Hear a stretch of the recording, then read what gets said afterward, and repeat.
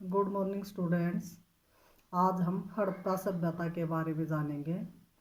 हड़प्पा सभ्यता सबसे पहले 1828 में चार्ल्स मेसन नाम का एक आदमी था और उसका ध्यान गया कि ये लोग इतने सारे ईंटें निकालते हैं, कैसे निकाली जाती हैं ये, और मकान बनाने के लिए इनका प्रयोग करते हैं।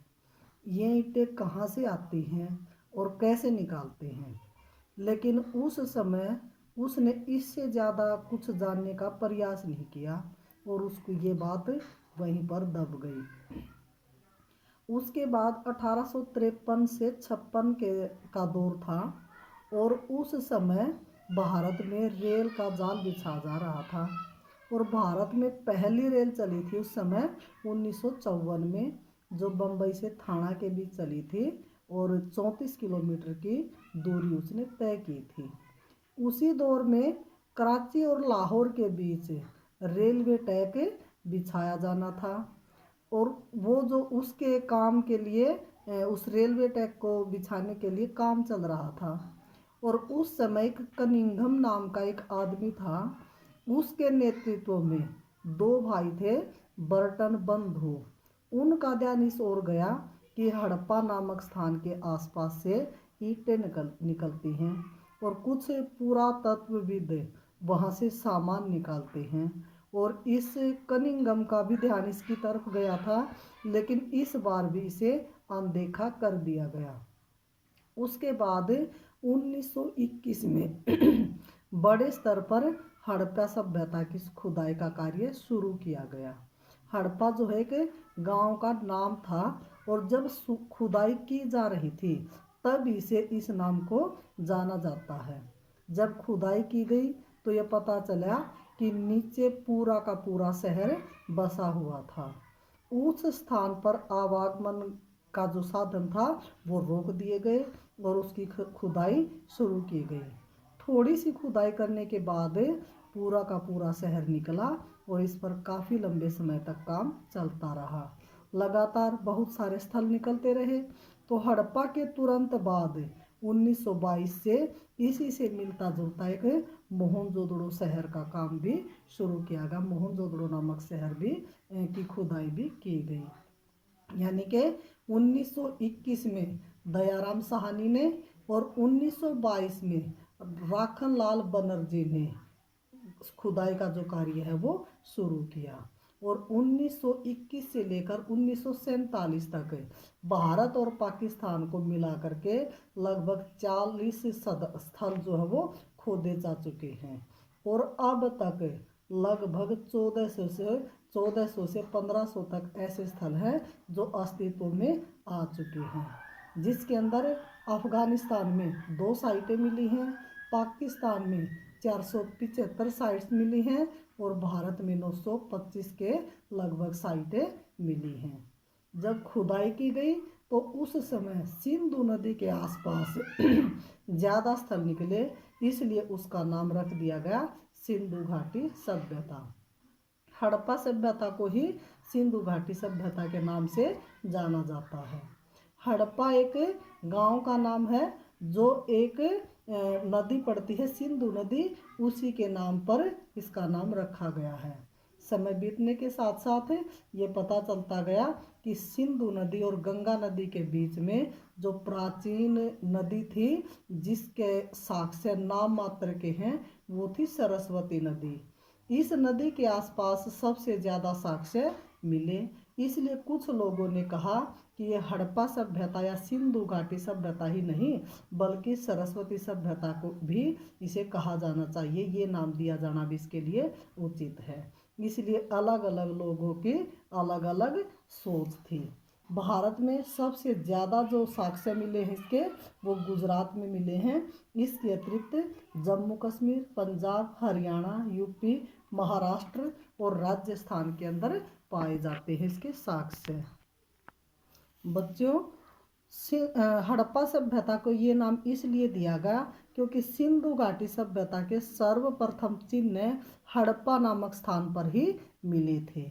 इसको सिंधु घाटी सभ्यता के नाम से भी जाना जाता है क्योंकि इस सभ्यता के आरंभिक जो केंद्र थे वो सिंधु नदी की घाटी के क्षेत्र में मिले हैं। ये सभ्यता कांस्य युगीन सभ्यता है, क्योंकि इस सभ्यता के लोग अपने बर्तन, मूर्तियां और औजार बनाने के लिए कांस्य का जो प्रयोग है वो करते थे।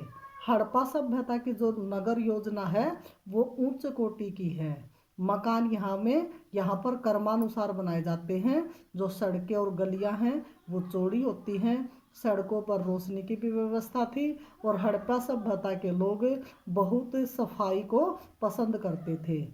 उन्होंने वर्षा और गंदे पानी की निकासी के लिए नालियों का भी उत्तम प्रबंध किया था। उनका जो समाज था वो जाति प्रथा पर आधारित समाज नहीं था।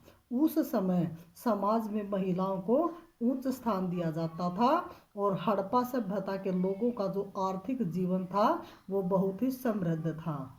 उनका मुख्य जो व्यवसाय था वो कृषि करना और पशुपालन था। उनका विदेशों से व्यापार भी वो किया करते थे। हड़प्पा सभ्यता के जो लोग थे वो देवी माता को सबसे अधिक पूजते थे। इसके अलावा वे शिव, पशु पक्षियों, वृक्ष, सूर्य देव आदि की भी पूजा किया करते थे और इसके साथ साथ ही वो लोग जादू टोनों में भी विश्वास रखते थे। हड़प्पा सभ्यता के लोगों ने कला के क्षेत्र में भी अत्यधिक उन्नति प्राप्त की थी। उन जो पुरास्थल खोदे गए हैं वहाँ से अनेक प्रकार की मूर्तियाँ, आभूषण, बर्तन और खिलौने आदि मिले हैं। वे मोहरे बनाने में भी निपुण थे। हड़प्पा सभ्यता की लिपि हालांकि अगर उसको पढ़ लिया जाए तो इस सभ्यता के विभिन्न पक्षों पर अधिक प्रकाश डालने के लिए वो पर्याप्त होगी। हड़प्पा सभ्यता कई कारणों से विलुप्त हो गई, परंतु उसका जो प्रभाव है आज भी भारतीय संस्कृति में कई क्षेत्रों में देखने को मिलता है। हड़प्पा सभ्यता की हमारी जानकारी का प्रमुख जो स्रोत है वो पुरातत्वविदों की सामग्री है। जो पुरातत्वविद हैं वो अतीत का पुनर्निर्माण करने के उद्देश्य से प्राचीन स्थलों का उत्खनन करते हैं, उनकी खुदाई करते हैं। इससे वे वहाँ से विभिन्न प्रकार की पुरावस्तुएं निकलने के प्रमाण उन्होंने दिए हैं। बच्चों, हड़प्पा सभ्यता की जो लगभग इसका विस्तार है वो दूर दूर तक है। इन केंद्रों पर जो काम है वो आज भी जारी है। हड़प्पा सभ्यता से जो मिले केंद्र हैं उनके आधारों पर ये कहा जा सकता है कि इसका विस्तार पश्चिम में बलूचिस्तान से लेकर के सुतकेरडोर तक फैला हुआ है और पूर्व में उत्तर प्रदेश के मेरठ जिले से लेकर आलमगीरपुर तक है इसका विस्तार, और दक्षिण में महाराष्ट्र के अहमदनगर जिले से लेकर के और दैमाबाद तक इसका विस्तार है। उसके अलावा उत्तर में जम्मू कश्मीर के अखनूर जिले से लेकर मांडा तक इसका विस्तार है। इस प्रकार से संपूर्ण हड़प्पा सभ्यता लगभग 1,99,600 वर्ग किलोमीटर में फैली हुई है।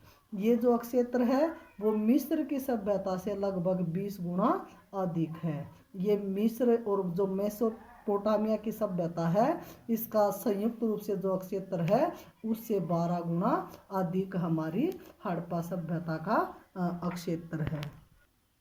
स्टूडेंट्स, जो हमारी हड़प्पा सभ्यता है इसकी आकृति त्रिभुजाकार है और इसकी लंबाई 1400 किलोमीटर है और चौड़ाई 1600 किलोमीटर है और तटवर्ती क्षेत्र में ये 1300 किलोमीटर है।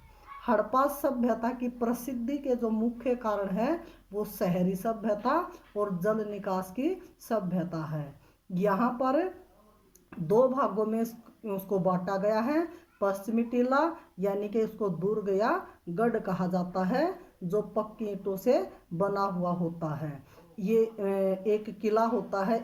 जो सभ्यता वहाँ पर बनाई गई है उस जो अंदर वाली सभ्यता है उसमें पुरोहित वर्ग के लोग रहते हैं जो कच्ची ईंटों से बना हुआ है और उसकी चारों तरफ से घेराबंदी की गई है, 4 दीवारी की गई है और ये 4 दीवारी पक्की ईंटों से की गई है।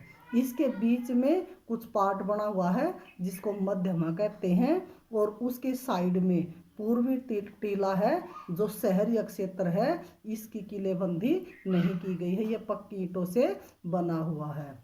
इस प्रकार से हमारी संपूर्ण हड़प्पा जो सभ्यता है वो एक तरह से नगर नियोजन सभ्यता है जो पहले ही योजनाबद्ध तरीके से बनाई गई है। स्टूडेंट्स, यहाँ पर जिस प्रकार के घर बनाए गए हैं उनका चित्र मैंने बनाने की कोशिश की है। इसके माध्यम से आप समझ पाओगे कि यहाँ का नगर नियोजन किस प्रकार से किया गया था। जिस प्रकार से यदि हम देखें तो यहाँ पर ये गली है, यहाँ पर ये मकान बनाए गए हैं, यहाँ फिर गली है, यहाँ फिर मकान है, यहाँ फिर गली है, यहाँ फिर मकान है। इस प्रकार से ये एक नगर नियोजन सभ्यता है। इस प्रकार से इसी प्रकार से यहाँ पर साइड में और बीच में एक मेन गली होती थी जो 10 मीटर की चौड़ाई जिसकी अंदर होती थी। सभी घरों की जो गलियाँ थी वो छोटी गलियाँ उसके अंदर थी, और ये छोटी छोटी जो गलियाँ थी ये आकर के मेन गली के अंदर मिल जाया करती थी। यहाँ के जो मकान पाए जाते हैं उसमें जैसे बीच में ये पूरा का पूरा मकान है, इसके बीच में ये आंगन है, इसके नीचे आंगन के जैसे ही हम गली के अंदर से प्रवेश करते हैं सबसे पहले हमारी गली होती है, और गली के बाद वहाँ पर एक दीवार होती है ताकि आंगन में कोई भी बैठा हुआ है वो दिखाई न दे, इसलिए यहाँ पर दीवार बनाई जाती है। यहाँ पर आंगन होता है और आंगन के अंदर ही यहाँ पर कुआं होता था जिसे सार्वजनिक रूप से प्रयोग किया जाता था। इसके बाद यहाँ पर स्नानागार होता था जिसके लिए नहाने के लिए जिसको प्रयोग किया जाता था। उसके बाद यहीं पर किचन की सुविधा थी जिसको रसोई कहा जाता था, और वहाँ पर खाना बनाने की जो सुविधा थी। ये जो स्नानागार था यहाँ से पाइपलाइन निकाली गई थी जो सीधी आकर के गली के अंदर खुलती थी। और जो ये मकान पाया गया है इसके अंदर देखा गया है कि इसके ऊपर भी घर बने हुए थे और उनके ऊपर भी कमरे बने हुए थे, जिससे ये अंदाज़ा लगाया जाता है कि 3 मंजिला या 2 मंजिला मकान जो है वो बने हुए थे। इस प्रकार से ये हमारी हड़प्पा जो सभ्यता थी वो पूर्ण रूप से नगर नियोजन सभ्यता थी और पूर्ण रूप से सुनियोजित करके इसको बनाया गया था। थैंक्स।